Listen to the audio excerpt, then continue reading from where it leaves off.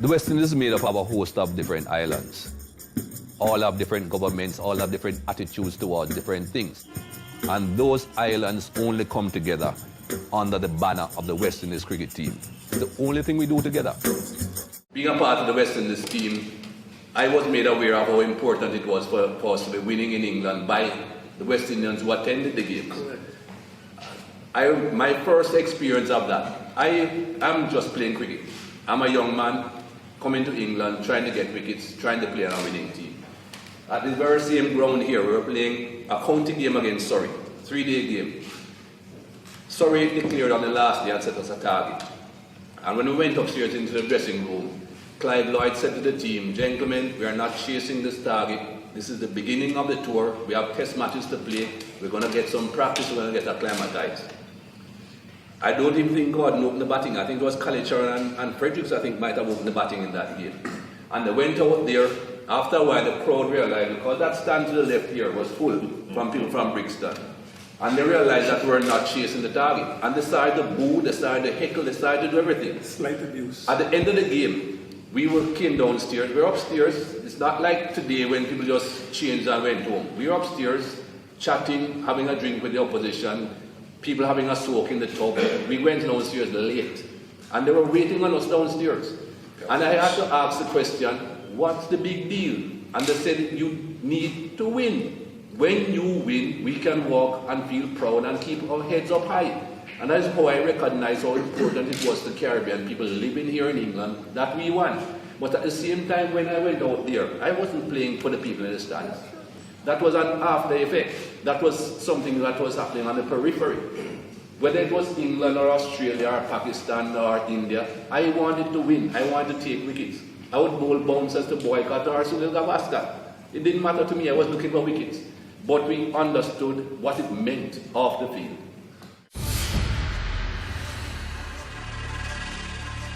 Out there, it was a war. You were just seeing something totally brutal.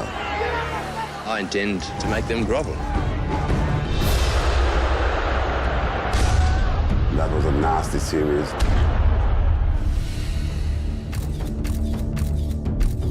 I can remember Clive said, never again. If we can find some fast bowlers, let us see how well they handle it.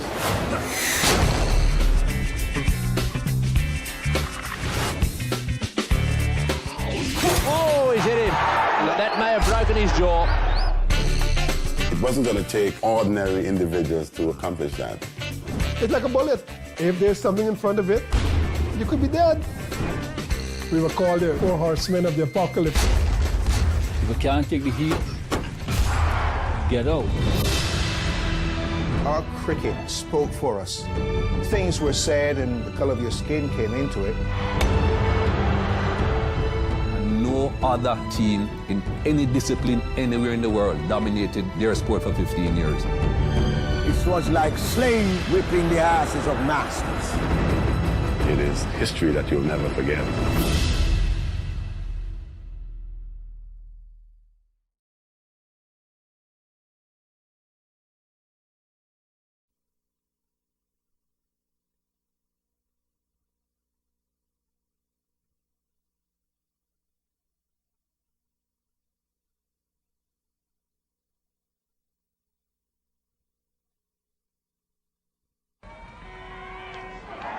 Really quick one, that.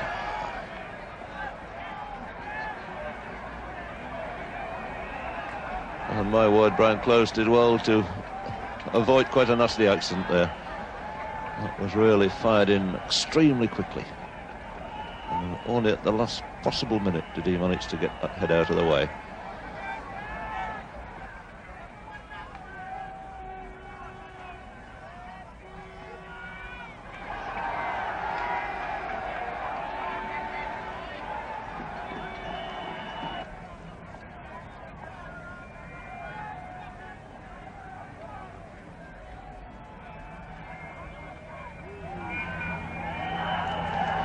That's hurt him. And that's somewhere, I think, round about the mark where earlier he let one bounce off him. And although he will never show any trace of emotion whatsoever, or give anybody the impression at any time in his cricket life he's ever been hurt. That really must have stung him.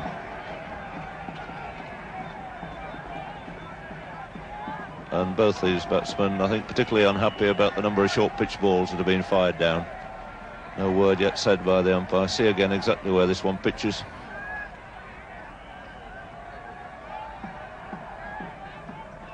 It's a difficult decision, in fact, for these umpires to make, because that really wasn't a genuine bouncer.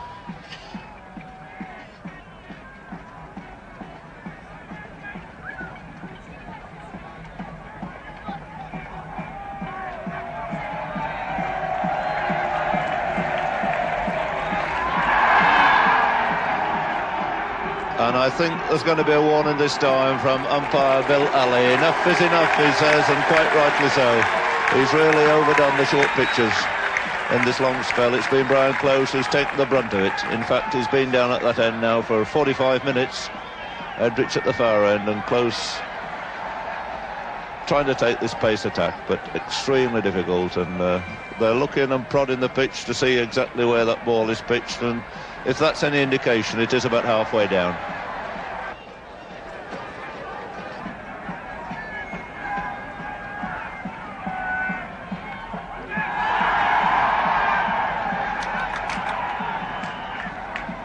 Brian Close is going to be a mass of bruises when he eventually gets back into the haven of the pavilion. WICB took it. I've not seen our guys so focused. That comment alone was sufficient to set the tone for the whole series. The bowlers, they really turned on the heat. He made the others suffer for what he said.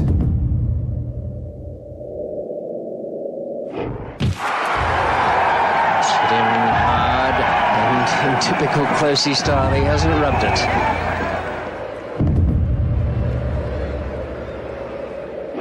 And my word, Brian Close did well to avoid quite a nasty accident there. It was really fired in extremely quickly. Only at the last possible minute did he manage to get that head out of the way. That's hurting. That's somewhere, I think, round about the mark where earlier he let one bounce off him. That really must have stung him. Close trying to take this pace attack, but extremely difficult. Enough is enough. He's really overdone the short pitches. Brian Close is going to be a mass of bruises when he gets back into the haven of the pavilion. And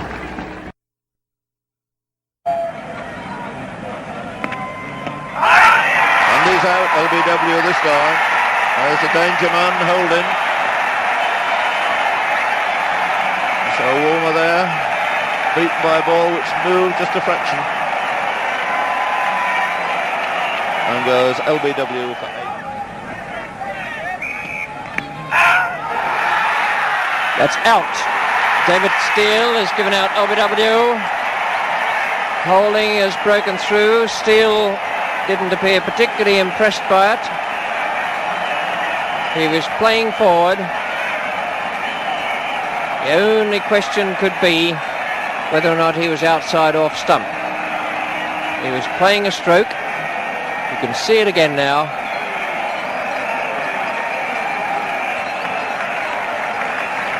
Well, it didn't look to me as though he was outside off stump. His foot, to me, seems to be pretty much in line with the stumps. The score is 147 for 2 now. David Steele is out for 44. And he's bowled him. Played on. A very, very good Yorker, that one. My word, that's a good piece of bowling from Holding. Beat him outside the off stump and then fired in a tremendous Yorker. Paulistone just managed to get the bat down. The ball ran back onto the stumps. He's out without... Tony Greig facing Holding. And he's bowled him. So Holding strikes again. And a very disappointed, disenchanted Tony Greig there. Playing slightly across the line of a straight ball. Clean bowl by Michael Holding, who's really been the West Indian hero here today. Bowled him, beaten for pace there. There's a quick delivery from Michael Holding to remove Derek Underwood, the night watchman. So it's 3:23 for 6 now. Underwood bowled Holding 4 and Amos is 191 not out. Holding has just taken his 5th wicket. That's how it happened. Off the pad, but certainly beaten.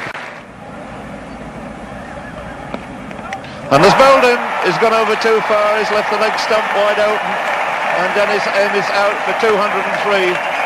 The man to strike again, Michael Holding.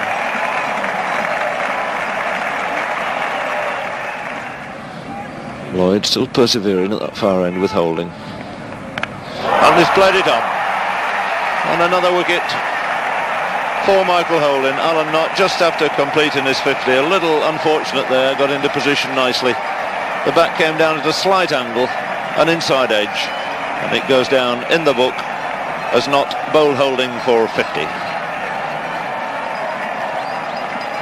Just striking the inside edge and back onto the stumps. And the backward short leg.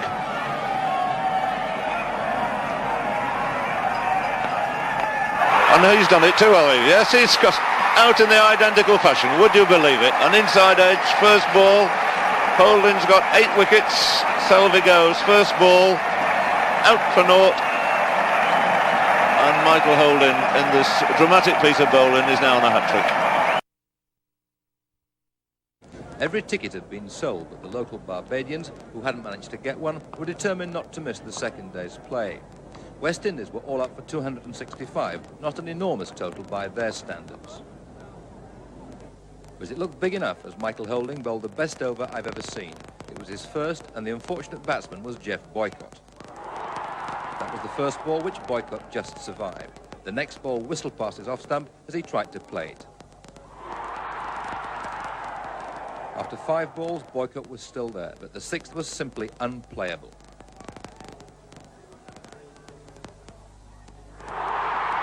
Boycott out for a duck. The most prized wicket had been taken. The oval went mad. Boycott rates Holding the fastest bowler in the world, and he hasn't changed his mind after this morning. England was 6 for 1.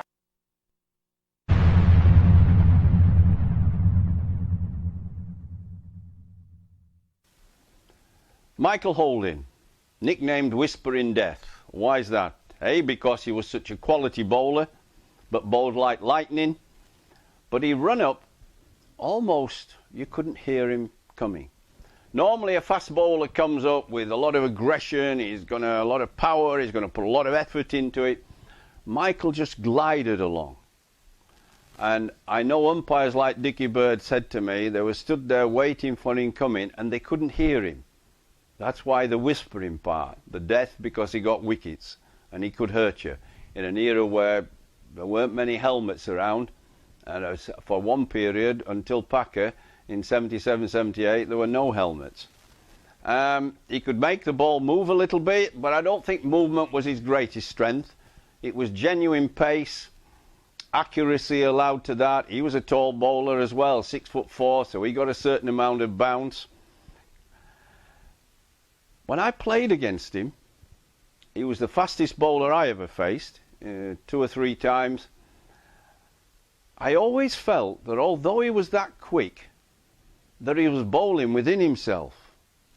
That's a little bit scary when he's the fastest you've faced in your career, and yet you feel there's a little bit more there to come if he really wanted it.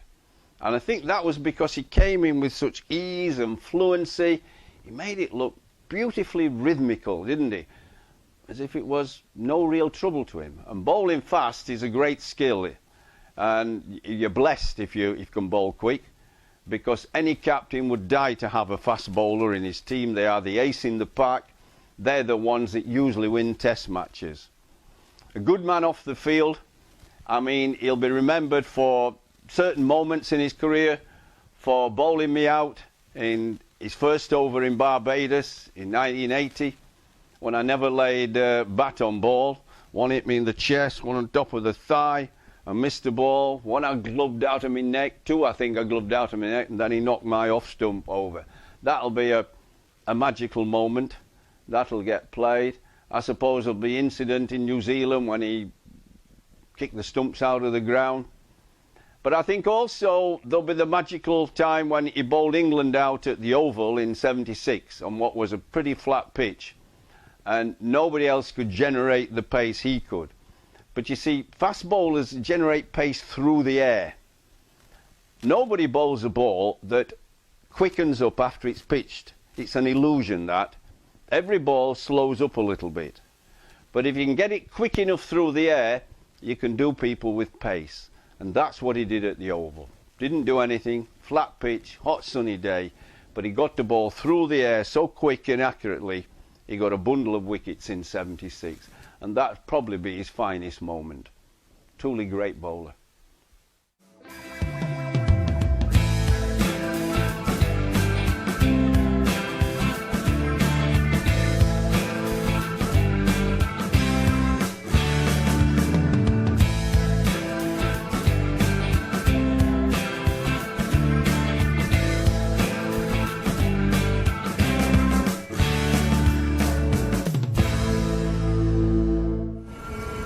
Three, but West Indies owed their success more to the wonderful fast bowling of Malcolm Marshall, who took 6 for 32 and 4 for 60. It gave them a 10-wicket haul and West Indies their 6th win in 8 matches at Lord's. Oh, must be. It's got to be one of the plummest things ever, unless he got a touch on it. Well, that's done it. First one way and then the other. And Graham Gooch nearly dropped his bat, but, well, what a strike for Malcolm Marshall in the West Indies.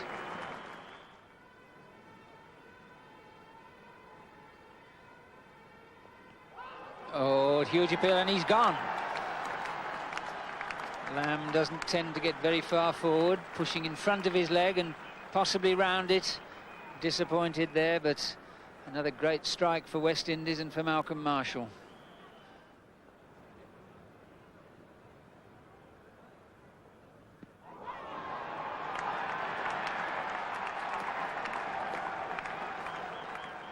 I think it probably was more on pace. It certainly didn't bounce high, but Paul Doubt was certainly a little late in coming down on that. And that's beautifully bowled. That is very, very clever bowling. Desmond Haynes is the man at mid-on. Marshall put the man over the offside and bowled a slower ball. Jarvis was drawn into the drive. That's very, very thoughtful stuff from the West Indian fast bowler.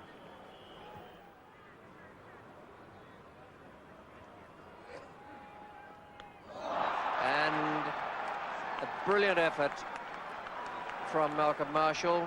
Graham Dilley has his stumps spread all over the place. Yes, that's out. Great strike for Marshall. Gooch not all that far forward. And really a great assorted over, which has made the initial breakthrough.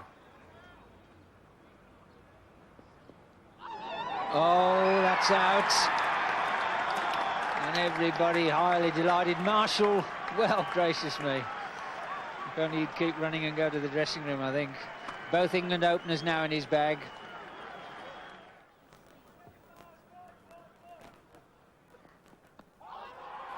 And OBW. Well, Downton was beaten for pace there. Richards has got it. England haven't beaten Australia at Lord's since 1934. And in 1989, Alan Border's side won by...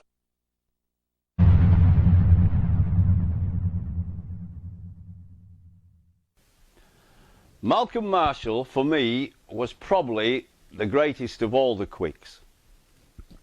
It's only a judgment call. He has great figures, about 370 wickets at 20 point something. But it's not the figures alone again. He could bowl very fast. When he was young, he was very, very quick, and he kept that up for a long time.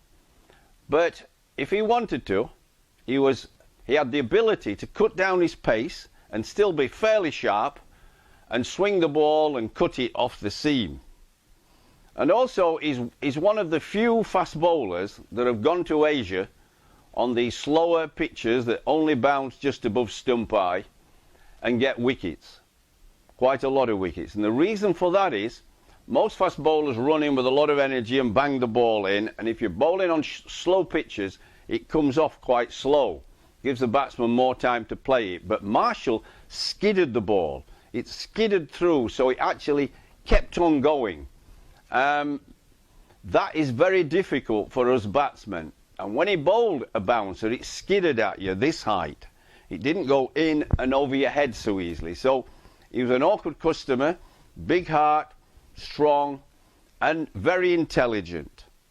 Well, I remember when he first came to Hampshire from Barbados, Andy Roberts was finishing, and they wanted another fast bowler, and they asked Peter Short, who was president in Barbados, have you got anybody? He said, well, we've got a young kid about 19. And he came over to England, unknown, about 19 years of age, but a little skinny lad, and he ran in with his little steps, and he was like lightning. I thought he was an unbelievable bowler. I'm sad that he's passed away with cancer. I played county cricket against him, played test match cricket. He was a great competitor on the field, a smashing guy off the field. When we'd be taking our bats and pads out of the boot of the car before a county match, he would shout sometimes, Boyks, are you hooking today?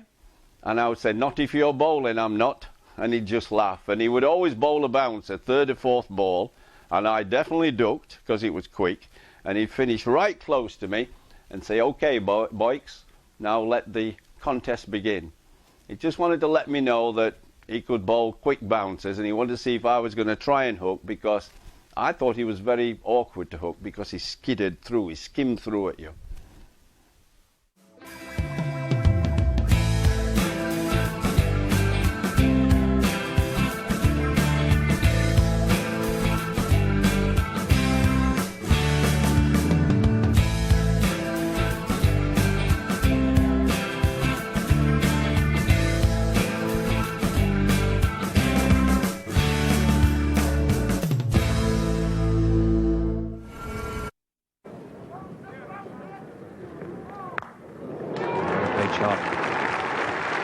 No thought there of scooping that down to fine leg where Underwood was waiting. He hit that beautifully.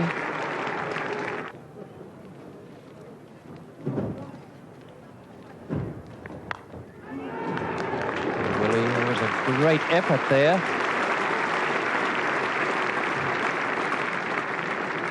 I say that it carried to Willie. Just a question of whether or not Fredericks jammed it into the ground. No, he didn't. My word, that was a good effort. One shot.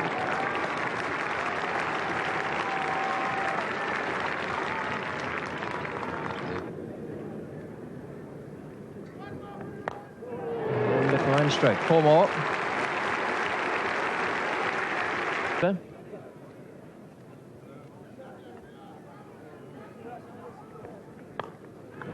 Underwood will cut that off, but it'll be quite a comfortable 2 runs.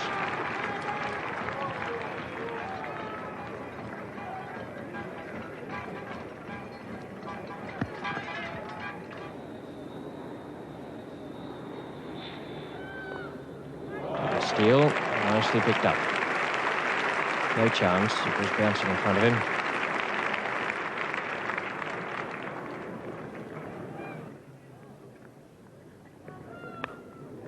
Through the gap, Frank Hayes and Peter Willey at third slip and gully respectively, and it split them neatly.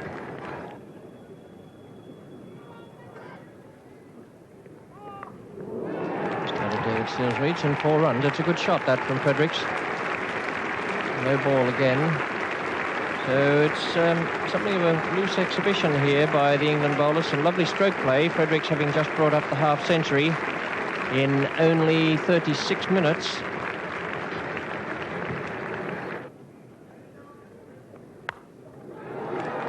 That's going to be 4. No stopping that one, however fast he runs.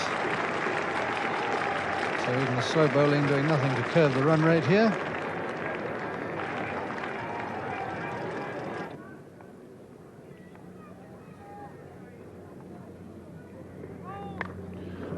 4 from the moment it left the bat. Over pitch, no ball, everything there for Fredericks, put away. Quite magnificent, the square on the offside.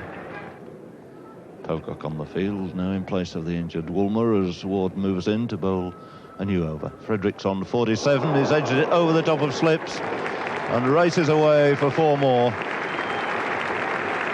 So Roy Fredericks going through to 51. And those runs have come in just 76 minutes. And there's 10 boundaries amongst them. There's another one, crashed through the covers. Well, whatever the outfield would have been like, that would have gone for 4. Another half volley, not quite timed this time, and Greenwich a little late setting off. A throw, in fact, the wrong end, a good one, but Fredericks able to take 2 on the overthrow, and that one thinks under many circumstances something of an unjust law, because that was a fine throw from Derek Underwood, and he was penalised as a result of hitting the wicket.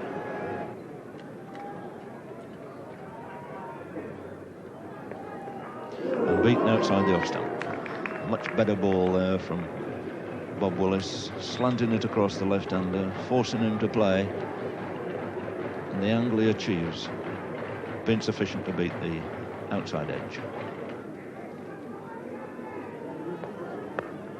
It's in the air but safe, through mid-wicket. Will it go through? It'll go through, I think, for 4 for his 100.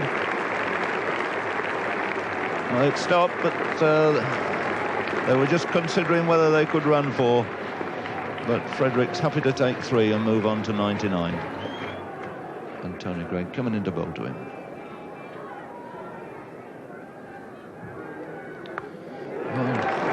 A nice ball to receive on 99, yet another half volley. Steered away this time to third man.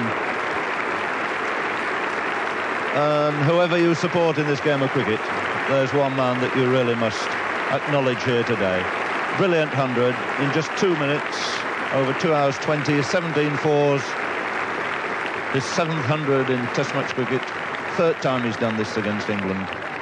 And his 2nd 100 of the series. Remember, he got 138 Lords in the 2nd innings there.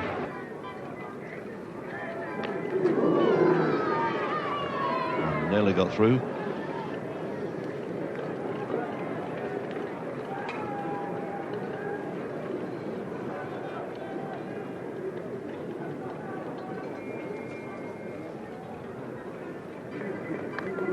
And he bowled. So the breakthrough at long last. Bob Willis does it. And he's deserved a wicket as much as any England bowler.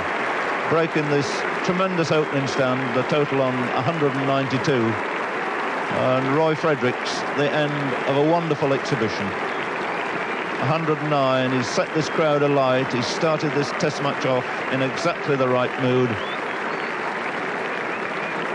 And whatever your feelings are, whoever you support in the game of cricket, one could only appreciate this effort by little Roy Fredericks.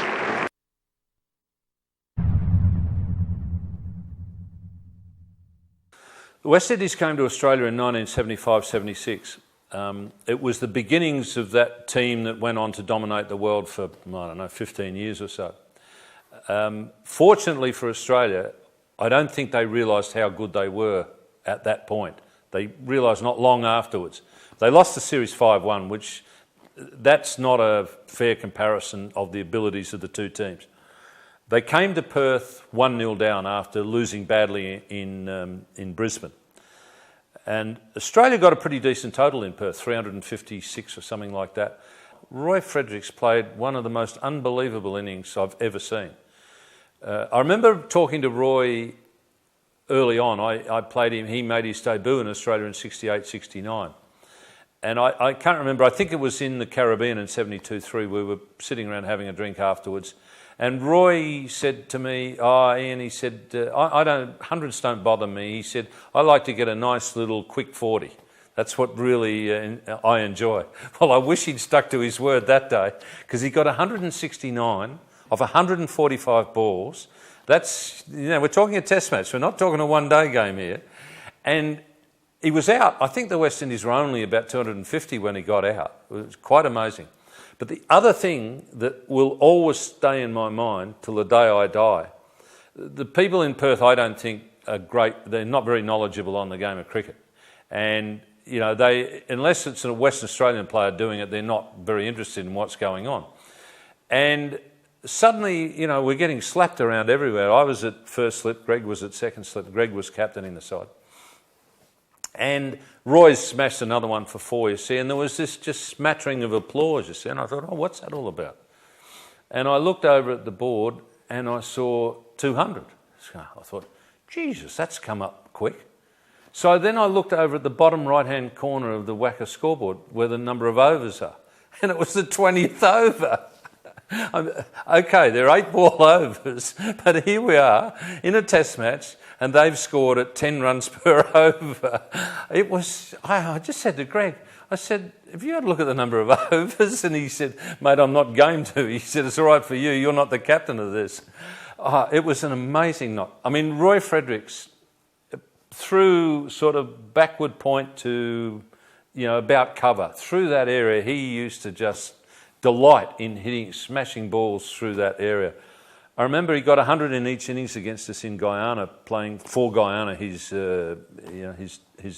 provincial team, in 72-3.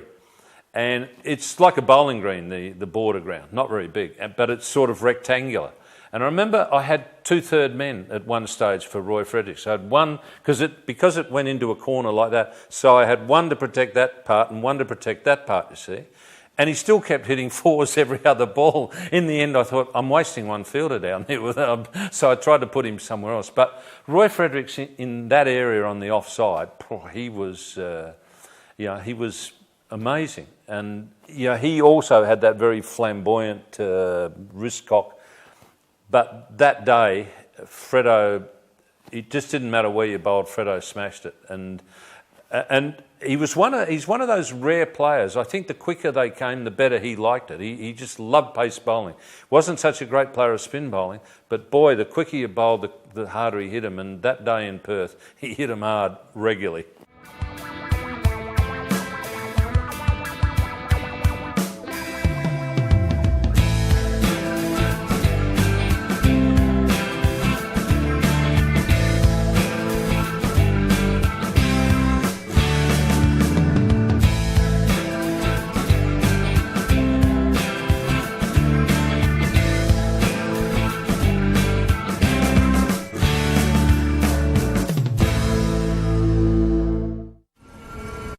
Far end, and bear in mind he's once made 300 against England. So Underwood attacking him with a silly point and a short leg, and that's a very confident, handsome way to get off the mark. No effort again, perfectly timed shot by Lodenthrow.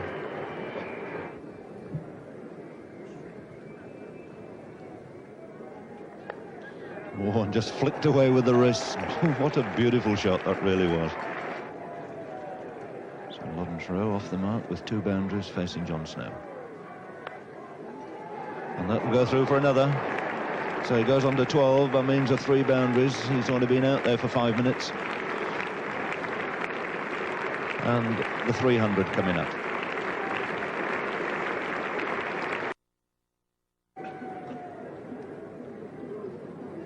Ward again to Rowe.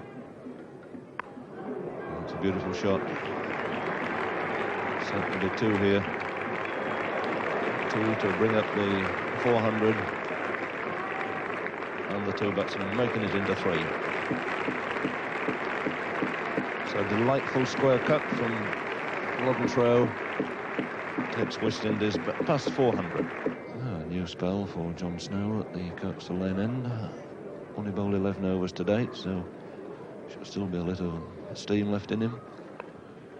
And that's the single Rowe wanted. Turned off his legs, takes him on to 50, and the 4th West Indian batsman here to go past the half-century mark. Rowe on 3 now to face Derek Underwood. And he's got that through. Quite a delightful extra cover drive. No great strength in it at all, but a little bit of perfect timing. looks a most elegant player when he's making runs.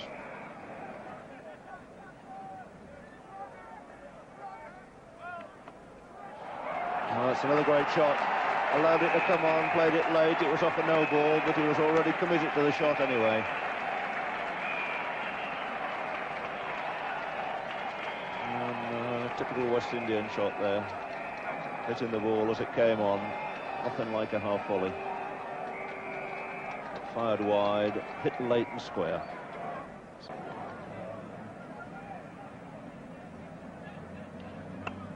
That's nicely flighted, but Rowe was equal to it.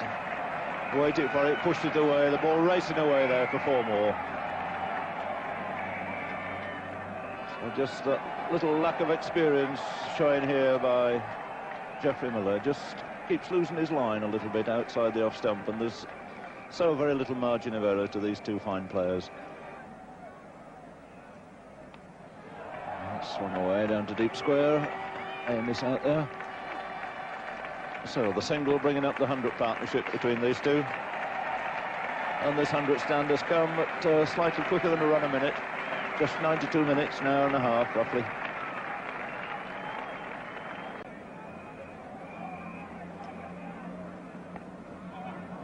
Well, that's nudged away on the offside for the single to bring in his 50.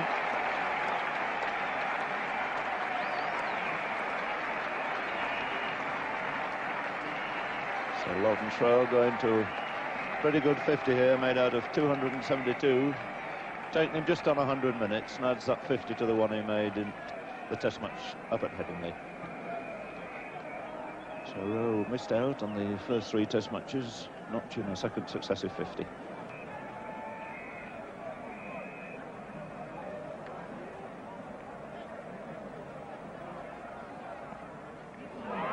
And that's out this time. He stumped him, not a stumped him. That one certainly turned.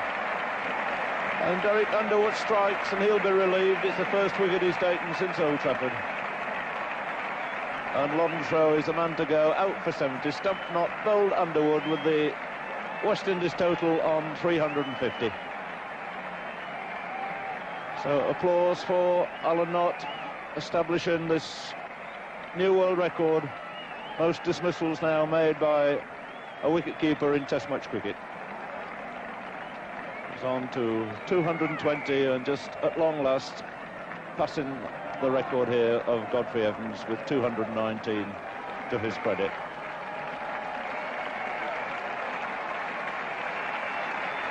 So a good sound innings this by Lodenschroe, supported Richards quite unselfishly all the way through. They took the score on from 159 to 350, just 9 short of a 200 partnership. So Underwood at long last breaking this partnership, and the ball certainly turning there quite considerably and presenting a pretty simple stumping chance to Alan Knott.